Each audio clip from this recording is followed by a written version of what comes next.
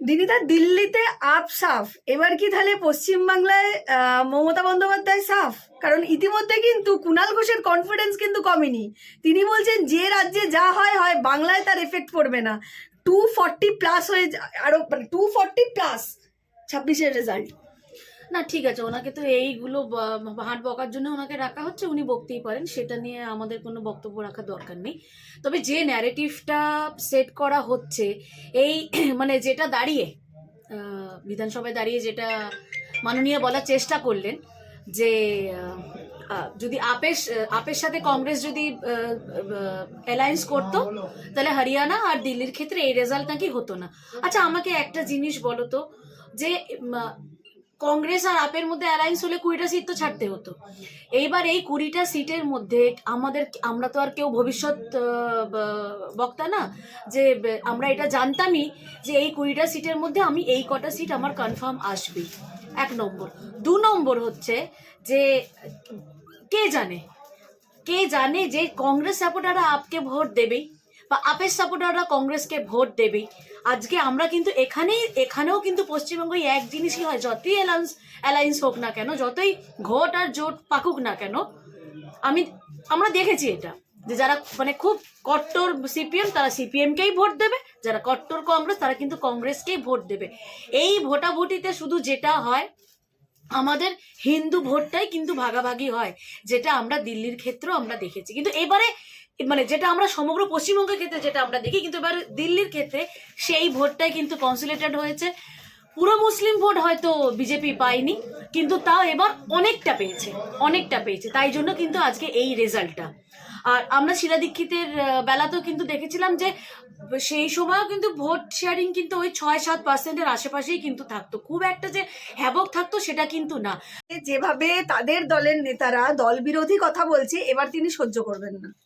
ওনাকে সহ্য করতে হবে। উনি একা সুপ্রিমো হতে পারেন, একা ল্যাম্পপোস্ট হতে পারেন, কিন্তু দল সংগঠন একাতে হয় না। তাদের নেতা মন্ত্রীদেরও তাকে মান্য দিতে হবে, কারণ তারা ভুল কথা বলছেন না। তাহলে মদন মিত্র যে কথাটা বলছে, আমার ভালো লাগে, আমার ব্যক্তি মদন মিত্রকে সত্যি কিন্তু আমার ভালো লাগে, কারণ উনি তো সত্যি কথাগুলো বেফাস বলে ফেলেন। তারপর থেকে ওপর থেকে যখন উনি কানমোলাটা খান, ফোনের বেলা রাত্রিবেলা যখন উনি চাটনটা খান, তখন উনি সঙ্গে সঙ্গে 360 ডিগ্রি ঘুরে গিয়ে উনি তোমাদের সামনে তখন নিজের বয়ানটা বদলে ফেলেন। সেটাও কিন্তু দেখতে খারাপ লাগে। কেন শুনবেন না? আরে আজকে মমতা ব্যানার্জি তো মমতা ব্যানার্জি হননি, তার এই সারাউন্ডিং এই মানুষগুলো না থাকলে মমতা ব্যানার্জি আজকে মমতা ব্যানার্জি হতে পারতো না। তাহলে সেইটুকু সম্মান তো তারাও ডিজার্ভ করে। সবাই খারাপ না। আজকে সিদ্দিকুল্লাহকে ওনার কিছু বলার তো ক্ষমতা নেই, ধমক দেওয়ার ক্ষমতা নেই।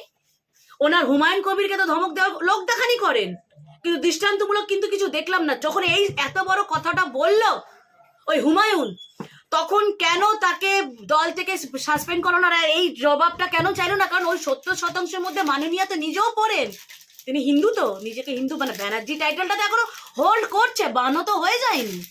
যখন ব্যানার্জি টাইটেলটা হোল্ড করছে, তার মানে উনি 30% সেই 70%-এর মধ্যে পড়েন। তাহলে সেই সময় কেন হুমায়ুনকে আপাত মস্তক তিনি ঝাড়েননি? তার বাঙালি হিন্দু নেতাদের তিনি ঝাড়তে ভীষণ ভালোবাসেন, তাদেরকে হুঙ্কার দিতে ভালোবাসেন। এই ক্ষেত্রে তো হুঙ্কার গুলো দেখি না। 26-এর নির্বাচন তৃণমূল প্রস্তুত, আমরাও প্রস্তুত। হ্যাঁ, আমরা একটা জায়গায় কমজোর আছি, আমাদের কাছে লুঙ্গি বাহিনী নেই, আমাদেরকে লুঙ্গির হাওয়া দেওয়ার মতো আমাদের 32% কনফার্ম। 32% কনফার্ম থাক না, 32% ঘুরতেও বেশি দেরি নেই। আরে কিছু তো শিক্ষিত আছে, ওই 600টা মাদ্রাসা খুলে দিলেই তো হলো না। উনি চাইলেই 600টা মাদ্রাসা খুলে যাবে নাকি? তারপর মাদ্রাসা থেকে কি বেরোবে? মাদ্রাসা এই যে যারা এই বাজেট নিয়ে লাফায় না, আলু পেঁয়াজ, 600টা মাদ্রাসা খুললে কি আলু পেঁয়াজের দাম কমে যাবে নাকি লুঙ্গির হাওয়া খাবে তারা? তো লুঙ্গির হাওয়া খেতে যদি পশ্চিমবঙ্গ প্রস্তুত থাকে, তাহলে মাদ্রাসা এভাবে বাড়লে আরো তো ভোট কনফার্ম। সেটাই তো বললাম, তার জন্য তো আমরা আছি, তার জন্য সেই সংগ্রামটা করার জন্য তো আমরা রাস্তায় আছি, বললেই হয়ে গেল। মানে কুণাল ঘোষ 240 বলেছে, 26-এ তোমরা কি বলছো? 240 কেন, ওরা পুরোটা নিক না, কিন্তু আমি পশ্চিমবঙ্গবাসীর কাছে, রাজ্যবাসীর কাছে একটা প্রশ্ন ছুড়ে দিচ্ছি, যে মাদ্রাসা খুললে কি লাভটা হবে, কি মহামান্য লাভটা আমাদের পশ্চিমবঙ্গের উদ্ধারটা হবে, শুধু আমাকে এটা জানিয়ে দাও। আজকে আমাদের বাংলা স্কুলগুলোর অবস্থা দেখেছো, মানে জরাজীর্ণ অবস্থা, ভেঙে পড়ছে। বাচ্চাগুলো যা একটা মিড ডে মিলের নামে বাচ্চাগুলোকে টিকটিকে আরশোলা মাখা খাবার বাচ্চাগুলোর মুখে তুলে দিচ্ছে। তাহলে তোরা সেই অ্যালট ফান্ড অ্যালোকেশনটা এইদিকে কর। আর কিসের মাদ্রাসা? কেন একটা পার্টিকুলার সম্প্রদায়ের জন্য সেই শিক্ষাটা দেওয়া হবে? তাহলে যদি খারিজি মাদ্রাসার যদি এখানে প্রশ্নই ওঠে, গুরুকুল হবে না? কিসের ধর্মের শিক্ষা এখানে?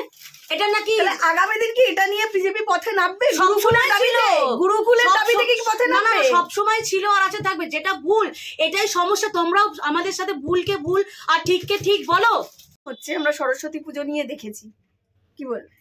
প্রথম দিন থেকে তোমাদের মাধ্যমে বলে গেছি, হিন্দুদের আর এত লবঙ্গ লতিকা হয়ে থাকলে চলবে না। হিন্দু যুব সমাজকে বলবো যে হিন্দু যুব সমাজ, তোমরা একটু ইতিহাসটা ঘেটে দেখো। আজকে তোমরা যদি এখনো দিশা বিভক্ত আর দ্বিধা বিভক্ত হয়ে থাকো, ভবিষ্যৎ কিন্তু আমাদের শেষ। এই পশ্চিমবঙ্গে যেভাবে মুসলিমরা মানে মুসলিমদেরকে এখানে তোষণ করে করে বাড়ানো হয়েছে এই পশ্চিমবঙ্গের বুকে, আজকে যোগেশচন্দ্র চৌধুরী কলেজ তার প্রত্যক্ষ প্রমাণ। সেখানে কে একটা 2 পয়সার সাব্বির সে মহিলাদের দিকে তেড়ে আসছে, স্টুডেন্টদের দিকে, তাও আবার ল স্টুডেন্ট, নর্মাল স্টুডেন্ট না, ল স্টুডেন্ট, যাদের কাছে ভবিষ্যতে আমরা যাব বিচারের আশায়।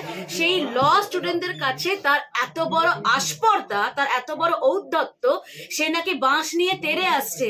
এই জন্য যুব সমাজকে বলছি, নিজেদেরকে কমজোর করো না, কমজোর ভেবো না, আগে তো ভাবতে শেখো। আরে কিসের তুমি কমজোর? তোমার রক্ত ডিএনএ কমজোর না। নেতাজি যদি নিজেকে কমজোর ভেবে বাড়িতে বসে যেতেন না, তিনিও একজন সম্ভ্রম ফ্যামিলির মানুষ ছিলেন।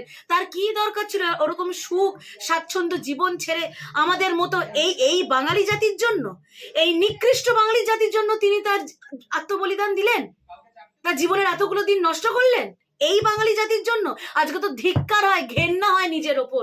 ওই জন্য আমার ভগবানের এই পশ্চিমবঙ্গের মাটিতে ফিরে আসেনি। সেই গল্প যদি আমরা ভগবানজিটা ধরেই যদি চলি, তিনি কিন্তু আর, কারণ সে বুঝে গেছিল যে সে কোন একটা নিকৃষ্ট জাতির জন্য রাস্তায় নেমে। কিন্তু রচনা ব্যানার্জি তো কুম্ভে গিয়ে স্নান করলেন, যোগী আদিত্যনাথের সাথে দেখা আমি এটাই বলতে চাই, ওটা কি দিদি জানে না? ওটা লুকিয়ে গেছে। মানে ওইটা দেখে আমরা কিন্তু সবাই একদম আশ্চর্যচকিত হয়ে গেছে যে এভাবে এটা কি হয়ে গেল। তারপর গিয়ে আবার বলছে এত দুর্দান্ত ব্যবস্থা। আমার তো মনে হচ্ছে এবার সামনে আমরা একটা কিছু বড় দেখবো। ওনার শারীরিক সুস্থতা কামনা করি। আর যতই হোক, আলটিমেট রক্তটা তো সনাতনের। আজকে তাদের নেতা মন্ত্রীরাও কিন্তু বেশিরভাগ যে কাউন্সিলরদের ওপর আক্রমণ হচ্ছে বা মরছে, সব কিন্তু হিন্দু বাঙালি নেতা মন্ত্রীগুলোই মরছে। খারাপ লাগছে, আমাদেরও খারাপ লাগছে। না, হুমায়ুন কবিরেরও ক্ষতি হয়েছে, আইফোন হারিয়ে গেছে কর্পোরেশন থেকে। আচ্ছা, এইটা কোনো ক্ষতি হলো? আইফোন হারিয়ে গেছে। আইফোন হয়তো কি আমার কাছে নেই বাবা, আমার কাছে কি 11, 12, 21, 22 কত যাচ্ছে আমি জানি না। আরে হয়তো 15 গেছে, 16 আসবে, 16 গেলে 17 আসবে, ক্ষতি ওটা না। কিন্তু আজকে যে বৃহত্তর ক্ষতিটা আজকে টিএমসির মধ্যেও হয়ে যাচ্ছে, আমি তো বলবো টিএমসি হিন্দু ধর্মাবলম্বী বলিরা, বাঙালি নেতারা কেন চুপ? কিসের জন্য চুপ?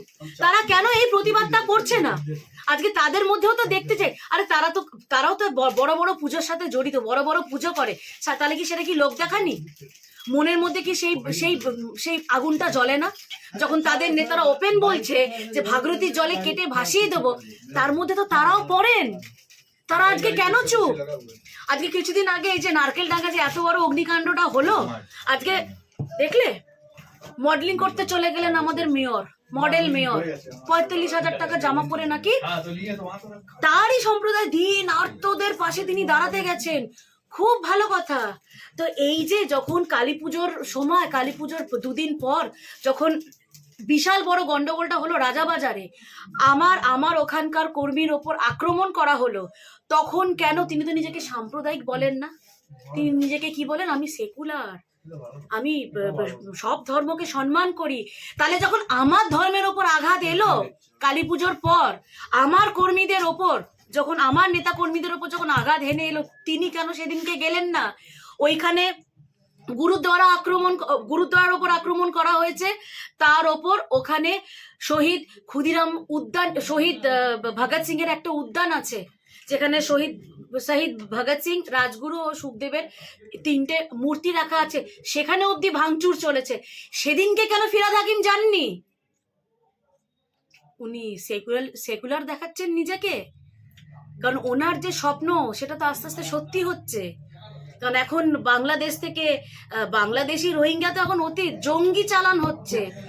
অন দ্য সেকেন্ড গ্রাউন্ড একটা কথা বলবো যে আজকে এত তাড়া কেন, আজকে ফাঁসিটা দেবার এত তাড়া কেন? কারণ ওই তো একমাত্র, ওরা গলা ফাটিয়ে চিৎকার করে বলে না যে হ্যাঁ সিবিআই অপদার্থতাগিরি দেখিয়েছে মানলাম, তাহলে রাজ্য সরকার যে প্রথম থেকে তাকেই, তার ওপরে অ্যালিগেশন ছিল, সেই এখনো অব্দি একটা উইটনেস টিকে গেছে, থাক না, তাকে মানে আরম ধোলাই দিক না, 3rd ডিগ্রি দিক না, বাপ গুলো সব বেরোবে, আর হয়ে যাক না একটা লাইভ। সব জায়গায় যখন লাইভ স্ট্রিমিং হয়, এই জায়গায় একটা সামনাসামনি বসিয়ে ইন্টারোগেশনের সময় একটা লাইভ সেশন হয়ে যাক না, দেখি না কি বেরোয়, বেড়াল থেকে ঝুলি থেকে বেড়ালটা বেরোয় কিনা। আজকে সর্বক্ষেত্রে আজকে শুধু প্রভাবশালী তকমা কিন্তু সেই ক্ষেত্রে চলছে বলেই আজ অব্দি কিন্তু আমার বোনটা বিচার পেল না। আজকে এই বিচারটা পশ্চিমবঙ্গের বুকে, পশ্চিমবঙ্গের ডিকশনারিতে একটা হাস্যকর বস্তু হয়ে দাঁড়িয়েছে। ওই জন্য আজকে এই মানে রেপ, মানে মুখে আনতেও, তুমিও মহিলা তো, মেয়ে তো, মানে মানে ওয়ার্ডটা মুখে আনতেই পারি না। আজকে এই শ্লীলতা হানিটা এত ওপেন হয়ে গেছে আর এত ক্যাজুয়াল হয়ে গেছে। যেখানে মুখ্যমন্ত্রী নিজে পথে নেমেছিল ফাঁসির দাবিতে, শাস্তির দাবিতে, সেখানে দাঁড়িয়ে 6 মাস হয়ে যাওয়ার পর সেই নির্যাতিতা আমাদের বোন অভয়ার জন্মদিনের দিন একটা ফুলও পর্যন্ত দিলেন না, কি বলবে? না, ওইখানে তো স্বার্থ ছিল, কারণ ওখানে তো একটা 10 লাখ টাকা দিয়ে সেটিংটা করতে চেয়েছিল, সেই সেটিংটা হয়নি বলে কোনো মা আসলে বুঝবে না। মারা যারা নারী 10 মাস 10 দিন গর্ভে রেখে নারী ছিঁড়ে সন্তানকে বার করে না, সেই মারা কিন্তু বিক্রি করে না তার সন্তানকে বা তার সন্তানের লাশকে। সবকিছু ওনার পরিবারের সাথে গুলিয়ে ফেললে হবে না, ওনার পরিবারে হয়তো এই কালচার থাকতে পারে, কিন্তু কোনো মা এই জিনিসটা কিন্তু করতে পারে না। আজকে সেই জন্য মা সেই জিনিসটাই করেছে। আর আজকে সেখানে গিয়ে ডালটা গলেনি, ওই জন্য সেখানে চাপ দেওয়া হচ্ছে তাদেরকে নানা রকম ভাবে, তাদের সকল সব বড় বড় প্রবক্তাদের দিয়ে তাদেরকে অকথ্য ভাষায় কিন্তু বলানো হচ্ছে, যা নয় তাই কিন্তু তার নেতা মন্ত্রীরা কাকু কাকিমার ওপর টিকা টিপ্পনি করেই যাচ্ছে। কিন্তু দেখো, তারপরেও কিন্তু আমার বোনের জন্মদিনের দিন কিন্তু এত মানুষ আমরা রাস্তায় নেমেছিলাম, কারণ ওই যে বললাম না, সবকিছু শেষে ওই আইন কানুনের ওপর তো বিশ্বাস ভরসাটা উঠে যায়নি, সেটা হয়তো আছে। আর উনি পাঠাবেন না, কারণ ওনার মাথায় একটা বোঝা হয়ে গেছে, কতক্ষণে ও ঝোলাবে সঞ্জয় রায়কে, ও কতক্ষণে ঝরলে একটা মানে বোঝা মুক্তি হবে, কারণ ও তো বেফাস কখন যে কি বলে ফেলবে সেই আতঙ্কে তো এখনো ভুগছে, কান দিক সামলাবে। কালীঘাটের কাকু কিন্তু ওই গলা পরীক্ষার জন্য এখন অনুমতি দিয়েছে, গলা তাহলে কি সেই বলেছিল না যে শেষ জীবন অবধি গলা পরীক্ষাই করে যাবে? আমি তো বুঝতে পারছি না। এখন তো আমরা ছোট মাথায় যেটা বলে, টেকনোলজি তো অনেক উন্নতি হয়ে গেছে, ওর এখানটা গলার নলিটাই খুলে নিক না, ওর গলার নলিটা খুলে রেখে দিই, ও যে প্রিজার্ভ করে না অনেক অঙ্গ প্রত্যঙ্গ, আমার মনে হয় গলার নলিটা খুলে প্রিজার্ভ করুক। বাবা, এ তো মানে ও তো মনে হচ্ছে সারা জীবন কি ও এইভাবেই থাকবে, আর এমন ভাবে ও স্ট্রেচারে শুয়ে থাকে যেন মনে ওর একদম মানে ওরা ওপেন। এখন যে অনুমতি দিয়েছে, এবার যে টেস্টের পর রিপোর্ট এলে তাহলে কি সাহেবের কাছে অব্দি পৌঁছবে? বলেছিল না সাহেব, হ্যাঁ হ্যাঁ, ওই কারণেই তো গলা এখন টুটি দিয়ে আওয়াজটা বেরোচ্ছে না, টু শব্দটা করতে পারছে না, কারণ বড় বড় ডায়লগ তো আগে ভাজিয়ে রেখেছিল। এবার যদি গলার ভয়েসটা মিলে যায় তখন তো সাহেব অব্দি পৌঁছে যাবে, তো সাহেব অব্দি যাতে না পৌঁছে যায় ওই জন্য সবকিছু মুখ বন্ধ করে উনি এখন ঘোত্তা মেরে পড়ে আছে।